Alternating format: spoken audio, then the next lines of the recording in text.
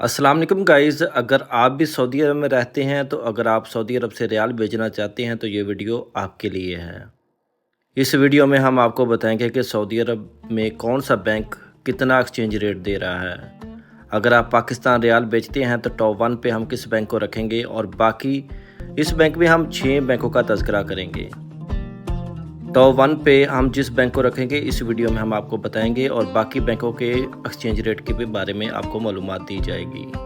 तो वीडियो लाजमी एंड तक देखना।